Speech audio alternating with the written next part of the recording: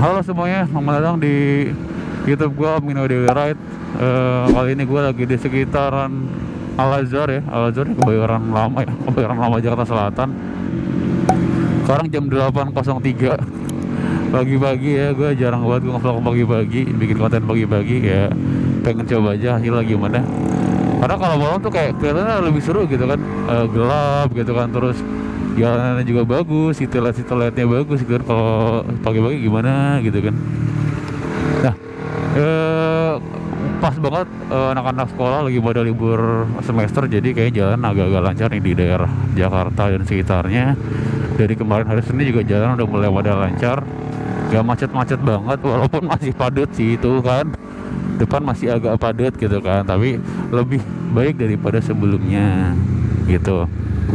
Nah, di pembahasan kali ini gue bakal sharing kepada kalian sedikit aja, menurut apa yang gue rasain, menurut subjektivitas dari gue tentang ECU. Yes, tentang ECU. Nah, ECU sendiri itu apa sih?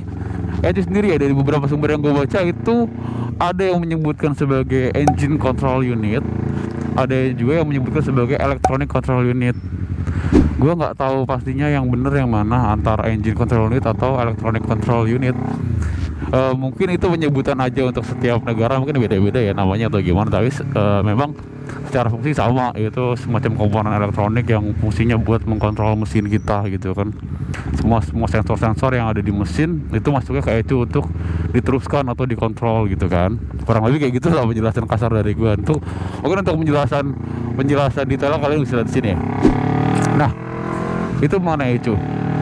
Nah, yang kedua, gue menyarankan kalian untuk meremap ECU kalian kalau pengen motor kalian kenceng ya, remap ECU. Nah, di sini gue juga bakal ngebahas 4 manfaat apa aja yang kalian dapat jika kalian remap ECU kalian.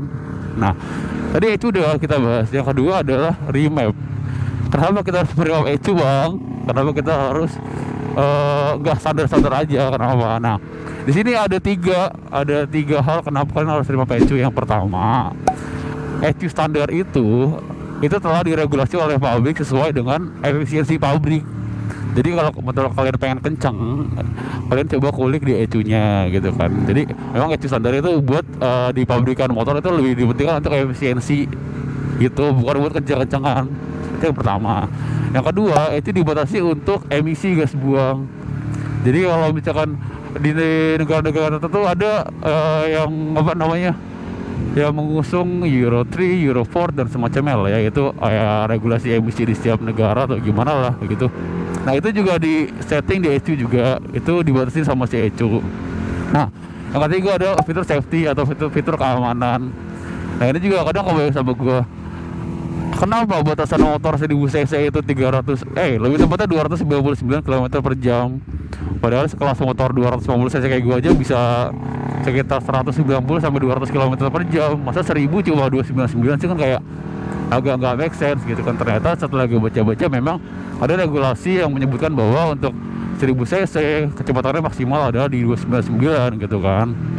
Itu menurut regulasi di pabrikan-pabrikan untuk untuk kebutuhan keamanan atau safety. Makanya ECU-nya itu di limit lah ya sampai 299 km per jam. Tapi kalau misalkan dibuka, contohnya kayak mungkin USBK atau MotoGP yang dia udah udah menggunakan performance 1000 cc secara optimal, secara maksimal, itu bisa sampai 350, bahkan mungkin ada yang 400 km per jam. Itu gila banget kan. Nah, itu tiga hal kenapa kalian harus remap ECU kalian. Nah, kalau kita bahas mengenai remap itu apa sih? Remap itu yang gue baca ya, kita sama-sama sharing aja ya. Yang gue baca, remap itu adalah memetakan ulang poin-poin penyaluran sensor yang ada di ECU kita gitu. Jadi secara standar memang sudah plug begitu, dan kita bisa ubah mulai dari debit bensin, mulai dari rasio air lagi udara, maksud gue, udara dengan bensin, mulai dari lamsam dan segala macam. Di situ ada detail-detailnya. Hanya kita harus petakan ulang sesuai dengan kebutuhan mesin kita. Apalagi kalau mesin kalian udah di tune up, di bore up atau di porting segala macam, kalian seperti wajib harus remap ECU seenggaknya gitu kan.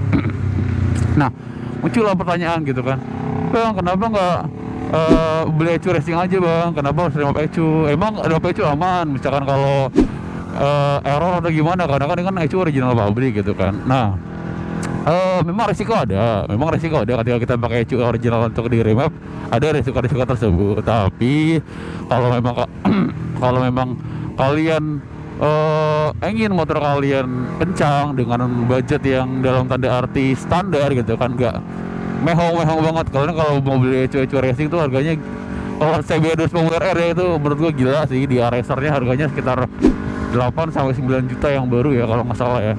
Mungkin cekannya sekitar 7 jutaan, itu gila banget buat ukuran ECU sih, walaupun memang performance nampol banget. Tapi dengan remap ECU sekitar budget 1 jutaan, kalian bisa menikmati kurang lebih sama dengan ECU racing yang ada di luar ya. Nah itu. Nah, sekarang gue bakal ngebahas 4 manfaat kenapa lu harus remap ECU lu gitu kan. Nah, yang pertama adalah menaikkan limiter RPM. RPM kan rotasi per menit ya, atau perputaran mesin setiap menitnya, atau orang nyebutnya bisa nafas motor lah ya biar gampang. Nafas motor lu panjang banget gitu kan, nafas motor lu pendek banget gitu kan.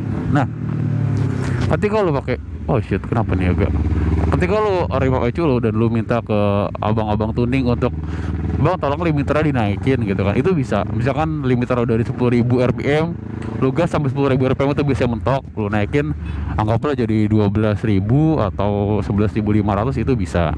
Asalkan tidak apa namanya, melebihi dari kapasitas mesin lu gitu kan. Misal mesin lu memang secara konstruksi dibuat untuk sekitar 12.000 RPM, tapi lu tembusin sampai 15.000, kan kayak menyiksa motor lu. Nanti yang dihasilkan adalah motor lu jadi nggak awet dan gampang jebol kalau lu gebir terus-terusan gitu. Itu yang pertama mengenai RPM. Nah, yang kedua itu mix antara air atau udara sama apa tuh namanya, bensin ya kan, atau AFR, air fuel ratio, itu menjadi optimal ketika lo pakai knalpot racing atau knalpot yang brong knalpot racing atau knalpot racing yang lubangnya gede banget tuh, inline gede banget, atau kalian pakai open filter, velocity stack, itu kan jadi debit angin yang masuk atau angin yang keluar kan berbeda dari yang standarnya. Dan ECU standar tidak melihat itu ketika lo ganti, jadi dia tetap menyesuaikan dengan standar pabrikannya aja. Nah itu perlu ubah. Kenapa perlu ubah? Karena ketika itu nggak sesuai, maka kadang tarikan lu teriak aja tapi nggak kenceng, atau kadang bahan bakar terlalu boros dan segala macam, karena rasio antara angin dan bahan bakar apa namanya itu nggak sama. Ada juga kadang suka berebut motor lo gitu kan, ketika gasnya turun kadang mati, gasnya ditarik dikit kadang berebut motornya, kayak kehilangan apa namanya kompresi, atau kayak bensin habis gitu lah. Itu bisa juga. Makanya kalian harus sesuaikan air, udara sama bahan bakar di motor kalian dengan cara remap ECU kalian. Nah, yang ketiga itu biasanya buat sensor TPS ya, atau buat throttle body gitu kan, pembukaan throttle body biar gas itu lebih responsif. Nah, bisa di situ diatur timingnya per berapa RPM gitu.